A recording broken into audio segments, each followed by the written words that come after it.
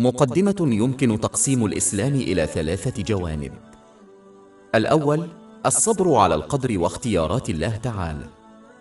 والثاني: تنفيذ أوامر الله تعالى من الأعمال الصالحة. والآخر: الامتناع عن نواهي الله تعالى التي هي الذنوب. وفي هذا الصدد، فإن الامتناع عن الذنوب هو ثلث الإسلام. لذلك من المهم أن يفهم المسلمون الأنواع المختلفة من الكبائر وعواقبها، حيث عندها فقط سيكونون قادرين على الامتناع عن ارتكابها، وبدلا من ذلك تحقيق الشخصية النبيلة. وجاء في الحديث الموجود في جامع الترمذي برقم 2003 أن النبي محمد صلى الله عليه وسلم أوصى بأن أثقل شيء في الميزان يوم القيامة حسن الخلق، وهي من صفات النبي الكريم محمد صلى الله عليه وسلم التي أثنى عليها الله تعالى في سورة القلم، الآية 4 من سورة القلم: وإنك لعلى خلق عظيم. ولذلك فمن واجب جميع المسلمين أن يكتسبوا تعاليم القرآن الكريم وسنة النبي الكريم محمد صلى الله عليه وسلم، وأن يعملوا بها من أجل تحقيق الشخصية النبيلة. الكحول الخطيئة الكبرى التالية هي شرب الكحول. وفي حديث في سنن ابن ماجه برقم 3371 أن النبي صلى الله عليه وسلم حذر من شرب الخمر أبدا، فإنها مفتاح كل شر.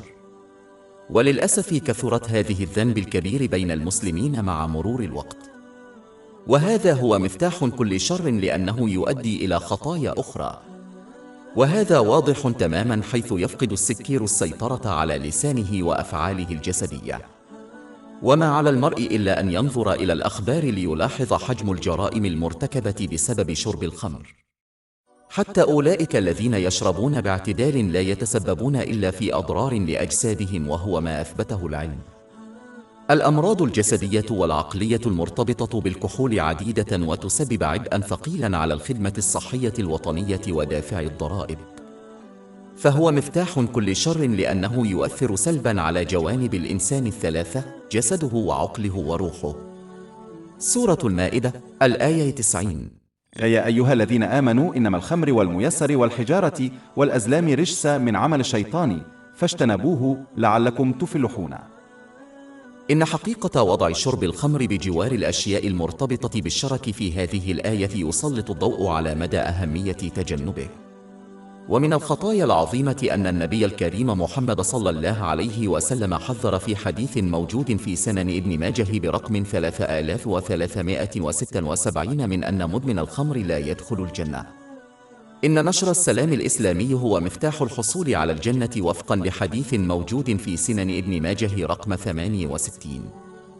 ومع ذلك هناك حديث موجود في الإمام البخاري الأدب المفرد رقم 1017 ينصح المسلمين بعدم السلام على شخص يشرب بانتظام الكحول.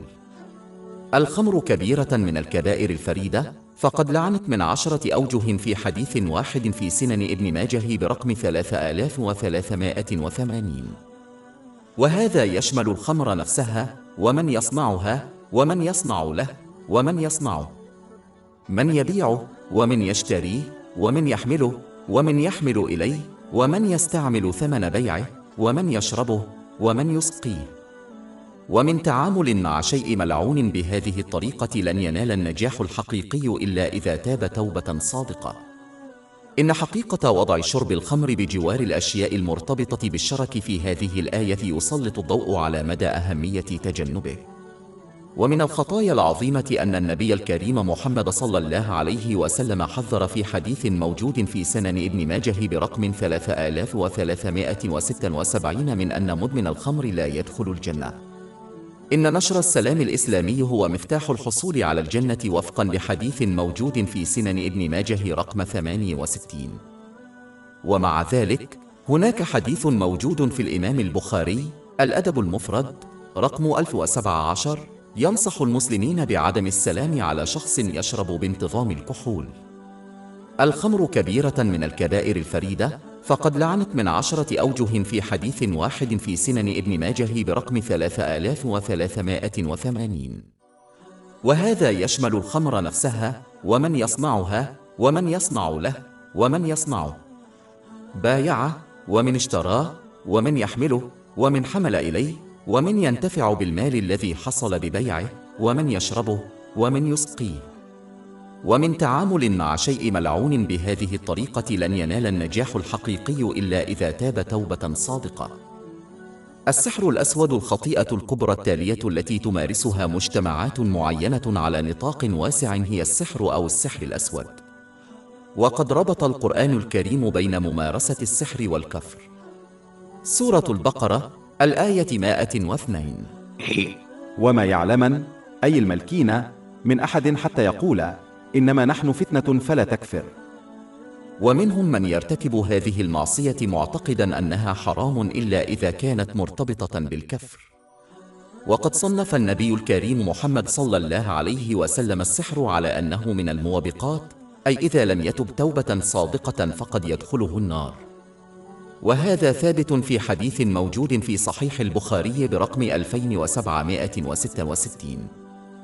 وهي كبيرة من كبائر الذنوب، إذ يعتقد من يفعلها أنها تغير قدر الله تعالى، أي أنه يمكن أن ينافس ويتحدى قدرة الله تعالى المطلقة، وهو كفر مبين.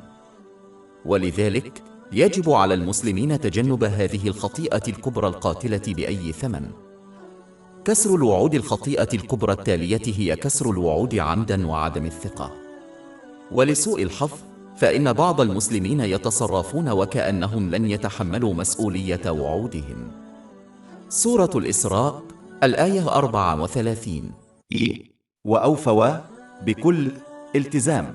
في الواقع الالتزام دائما الذي سيتم حوله موضع شك. وهذا يشمل جميع الأمانات التي عنده من الله تعالى والناس. وكل نعمة يملكها فقد استودعها الله تعالى. ولا سبيل إلى أداء هذه الأمانات إلا باستخدام النعم فيما يرضي الله تعالى. وهذا سيضمن حصولهم على المزيد من النعم، لأن هذا هو الامتنان الحقيقي. سورة إبراهيم الآية 7. وإذ تأذن ربكم لئن شكرتم لأزيدنكم. الثقة بين الناس مهمة للوفاء بها أيضا. ولا يجوز للمؤتمن على متاع غيره أن يسيء استعماله، ولا يستخدمه إلا حسب رغبة صاحبه. من أعظم علاقات الثقة بين الناس الحفاظ على سرية المحادثات ما لم تكن هناك فائدة واضحة في إعلام الآخرين. ولسوء الحظ فإن هذا غالبا ما يتجاهله المسلمون. إن أعظم وعد المسلم مع الله تعالى هو إخلاص طاعته، وهذا يشمل امتثال أوامره واجتناب نواهيه ومواجهة القدر بالصبر. يجب أيضا الوفاء بجميع الوعود الأخرى التي يتم تقديمها مع الأشخاص ما لم يكن لدى المرء عذر صالح، خاصة تلك التي يقطعها أحد الوالدين مع الأطفال. إن الإخلال بالوعود لا يعلم الأطفال إلا الشخصية السيئة، ويشجعهم على الاعتقاد بأن الخداع هو صفة مقبولة. وفي الحديث الموجود في صحيح البخاري برقم 2227 أن الله تعالى صرح أنه على من وعد في اسمه ثم أخلفه بغير عذر. فكيف يمكن أن يفلح من كان الله تعالى ضده يوم القيامة؟ صلى الله عليه وسلم حذر من أن الراشي والمرتشي ملعونان، واللعنة فيها زوال رحمة الله تعالى. عندما يحدث هذا فإن النجاح الدائم الحقيقي في الأمور الدنيوية والدينية ليس ممكنا. مهما كان النجاح الدنيوي الذي يحصل عليه المرء مثل الثروة عن طريق الرشوة، فإنه يصبح مصدر صعوبة كبيرة وعقوبة في كلا العالمين ما لم يتوب توبة صادقة. وبالإضافة إلى ذلك فإنه بدون رحمة الله تعالى لا يمكن تحقيق جوانب الإيمان الثلاث بشكل صحيح، وهي تنفيذ أوامر الله تعالى واجتناب نواهيه ومواجهة القدر بالصبر. لسوء الحظ في هذا اليوم وهذا العصر أصبحت الخطيئة الكبرى للرشوة شائعة جدا في جميع أنحاء العالم. والفرق الوحيد هو أنه في دول العالم الثالث يتم ذلك علنا، وفي الدول الأكثر تقدما يتم ذلك سرا. في معظم الحالات تتضمن الرشوة قيام شخص بتقديم الهدايا للأشخاص ذوي النفوذ مثل القاضي من أجل الحصول على شيء ليس ملكهم. المرة الوحيدة التي لا يتم فيها تسجيل الرشوة كخطيئة هي عندما يضطر الشخص إلى تقديم رشوة من أجل استعادة ممتلكاته الخاصة. فاللعنة في هذه الحالة على من يأخذ الرشوة. ومن المهم أن نلاحظ أنه إذا كان المسلمون ككل يرغبون في القضاء على الرشوة وغيرها من الممارسات الفاسدة، فيجب عليهم تجنبها بأنفسهم. فقط عندما يتم تبني هذا الموقف الصحيح على المستوى الفردي، فإنه سوف يؤثر على أولئك الذين يشغلون مناصب نفوذ اجتماعية وسياسية. السبب وراء تصرف هؤلاء الأشخاص بهذه الطريقة هو أنهم يلاحظون أن المجتمع ككل يتصرف بناء على ممارسات فاسدة. ولكن إذا رفض المجتمع على المستوى الفردي هذه الممارسات، فلن يجرؤ أي شخص في موقع نفوذ اجتماعي أو سياسي على التصرف بهذه الطريقة، لأنه يعلم أن الناس لن يؤيدوها. عد الحسنات الخطيئة الكبرى التالية هي تذكير الآخرين بالمعروف الذي قدموه لهم، مثل الصدقة. ولا شك أن هذا يلغي أجر المعروف الذي فعلوه. سورة البقرة الآية 264. يا أيها الذين آمنوا لا تبطلوا صدقاتكم بالمن والأذى. وهو ذنب عظيم حذر منه النبي صلى الله عليه وسلم في حديث موجود في سنن النسائي برقم 2563 أن من ذكر غيره بالمعروف الذي صنعه لم يدخل الجنة. ومن المهم للمسلم أن يفهم أنه إذا عمل الإنسان وساعد الآخرين في سبيل الله تعالى، فعليهم أن يحتسبوا الأجر منه. أما إذا ذكروا غيرهم بالمعروف الذي صنعوه، فإن ذلك لا يدل إلا على أنهم فعلوا ذلك من أجل الناس، أي أنهم يريدون نوعا من العوض من الناس. ويقال للذين يعملون الصالحات من أجل الناس أن ينالوا أجرهم يوم القيامة، وهو أمر لن يكون ممكنا. وهذا ثابت في حديث جامع الترمذي برقم 3154. عدم احترام الوالدين. الخطيئة الكبرى التالية هي عدم احترام الوالدين. إن البر بالوالدين أمر معروف على نطاق واسع بين المسلمين، ولكن للأسف يفشل الكثيرون في أداء هذا الواجب المهم.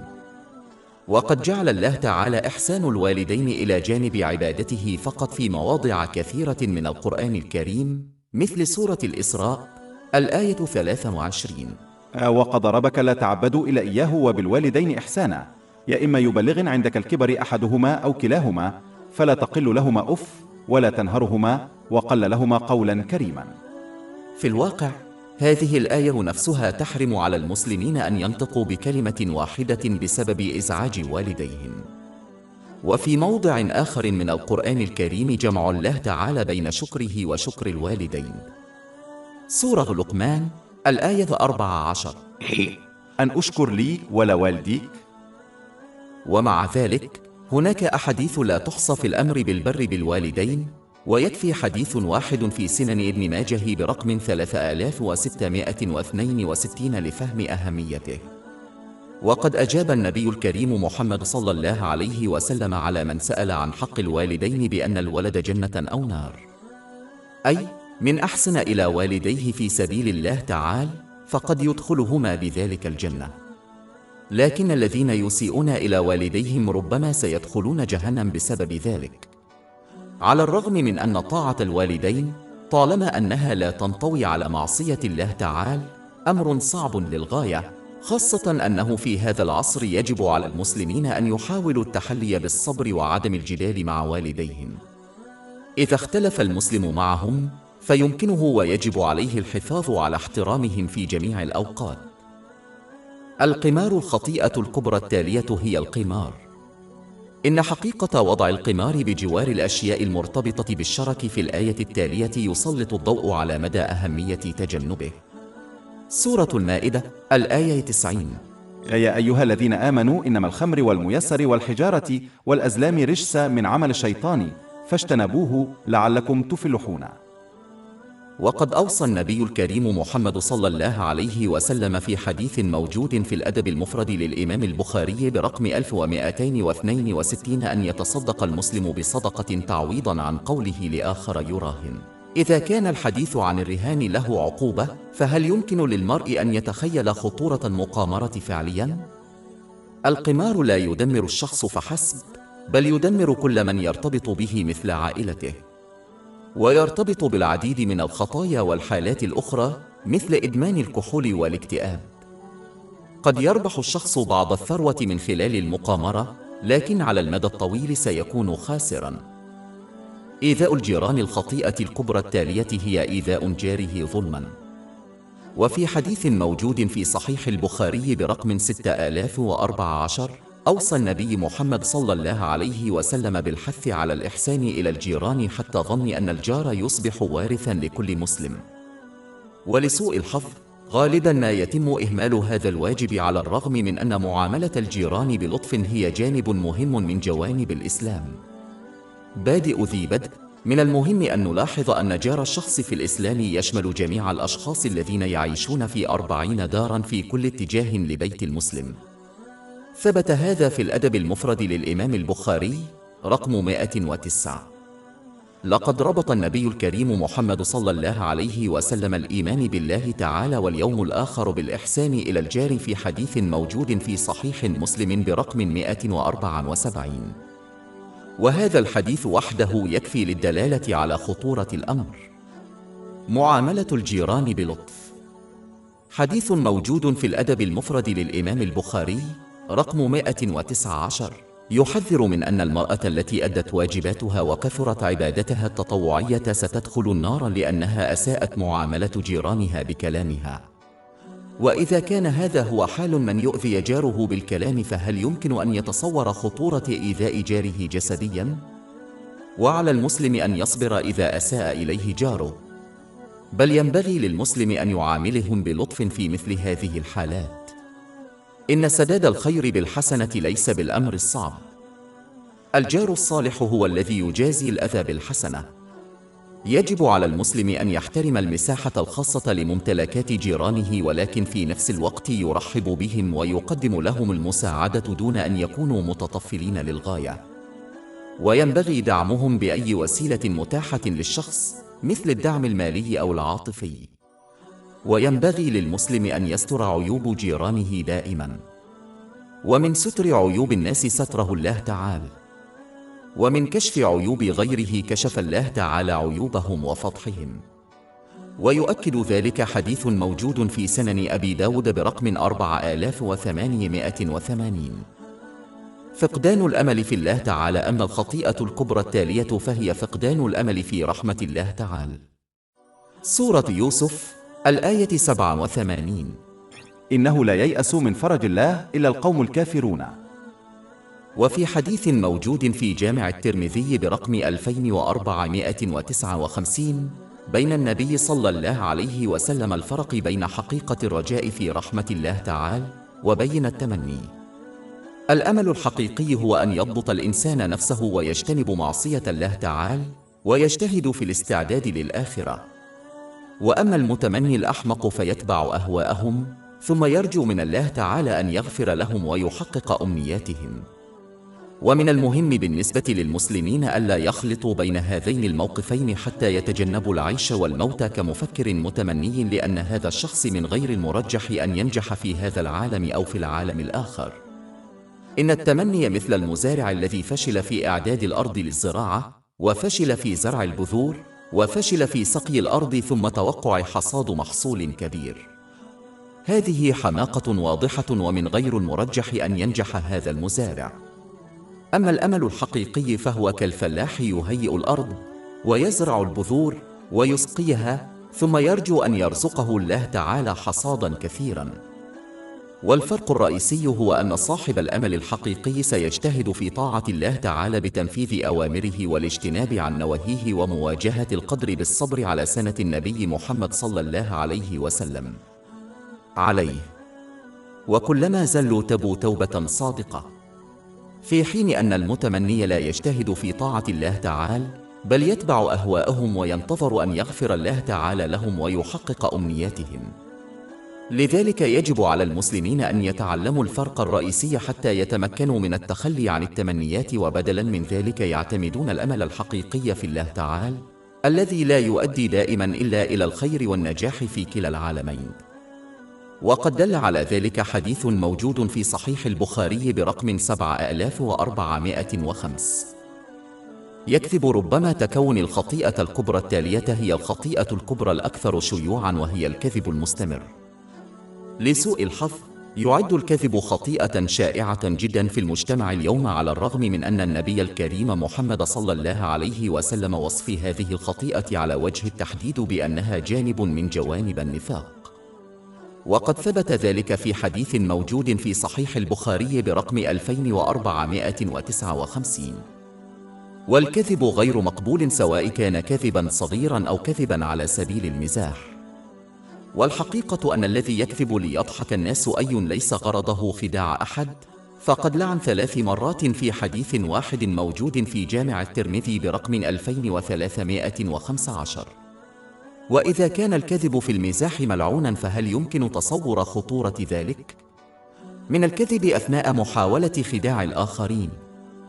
هناك نوع آخر شائع من الكذب الذي يتحدث به الناس غالبا معتقدين أنه ليس خطيئة، وهو عندما يكذبون على الأطفال. ولا شك أن هذا معصية حسب الأحاديث مثل تلك الموجودة في سنن أبي داود برقم 4991.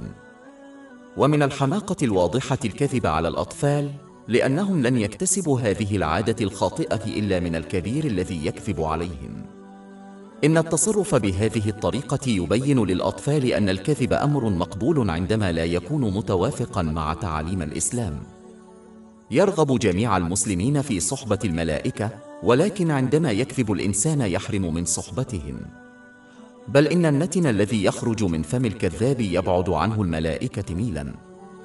وهذا ما يؤكده حديث موجود في جامع الترمذي برقم 1972. ولا يجوز الكذب إلا في حالات نادرة ومتطرفة، على سبيل المثال الكذب من أجل حماية حياة شخص بريء. ولذلك يجب على المسلمين تجنب جميع أشكال الكذب بغض النظر عمن يتحدثين.